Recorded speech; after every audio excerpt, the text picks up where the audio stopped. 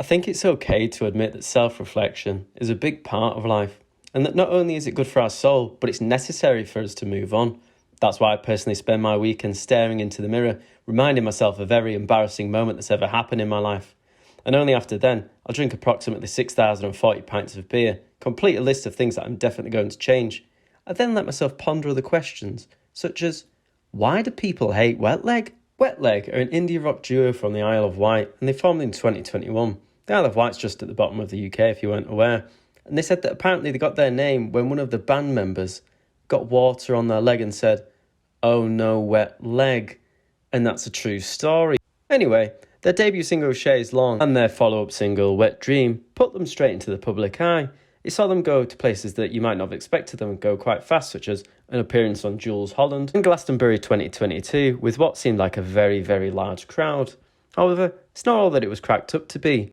Their success was kind of short-lived, and not in the aspect that it stopped, but in the aspect that it brought a wave of hate for people not quite believing that they deserved the success that they had. So what are the issues that people had with Wet Leg? Well, number one, the size of their name on billboards. For example, at certain festivals, their name was really large, even though the band only had 2 songs, or they very recently only released their album. Number 2, the level of advertising, and number 3, the level of attention. I mean, it was pretty overboard. I saw them absolutely everywhere. And when I went to go see who they were on Spotify, I saw they only had 2 songs out at the time, which I thought was strange. And number 4, the number of streams on these 2 songs. Maybe that's the benefit of advertising so much, that then naturally the 2 songs got the most amount of streams. I mean, the amount of times I heard them on Radio X while they only had 2 songs was pretty strange. And as I said, even this caught me off guard a bit. I mean, I personally liked both of the songs, but they were plastered absolutely everywhere, and I was a bit confused as to why they were everywhere. I think people don't like to feel tricked or forced into liking something, and this came about due to the maximum advertising from minimal substance. There's a lot of bands that try for years and years and get a tenth of the level of attraction that Wet Leg got just after 2 songs. And I think it's fair to say that such a large amount of faith being put into a band with, okay, mainly 2 songs, and then being on Jules Holland, and then on the Glastonbury main stage, and then advertised everywhere, does seem just a bit off to me. But then I began to doubt myself when thinking about it realistically. I mean, we see this quite often. For example, the Dark Overlord himself, Justin Bieber, was almost an overnight success. From just 2 songs which shan't be named. He gained worldwide fame, but then again, he was marketed very heavily, so maybe that does play into the conspiracy theory that Leg maybe were placed there. But then again, we've got other cases where this happens naturally. For example, Post Malone put up White Iverson on SoundCloud and became an overnight success, which led to all the talented music that he's made now. I think what's more likely is that we're living in a different age to even just 10 years ago. When songs blow up on platforms like TikTok, it can change your life.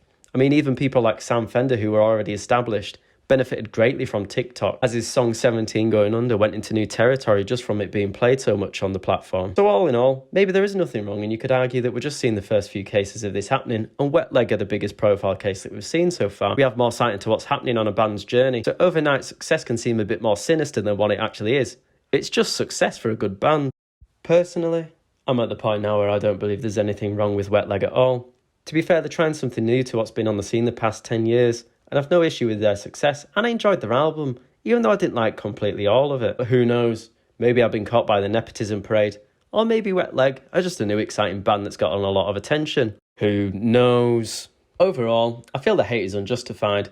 I think the silly comments about it being NPC music comes from people who have only heard the chorus of Shays Long, as really, the rest of their music's quite varied, and I like a fair bit of it. I think the calls for there to be an industry plant, to be honest, there's no real proof. And quick success does happen. As Wet Leg were a big up-and-coming band and they were getting a lot of attention all over the place, I don't think it's crazy that venues would put their names bigger on billboards or book them in. I mean, I personally remember seeing Billie Eilish and Post Malone at festivals during the middle of the day, because they'd been booked just before they got famous. But you best believe their name got way bigger on that billboard, even though they were still playing the middle of the day. Overall, I'd just suggest that you listen to the album. Make your own mind up, but I'd leave your ego at the door and any preconceptions you have of Wet Leg and see if the music's for you. I think it's fair to say that they're well established now after their first album, and their live performances seem pretty good, especially their Glastonbury set, so I look forward to seeing what they do next. And on that note, I think I'll just say ta-ra for now. Go enjoy Wet Leg. I mean the band, if that wasn't clear enough.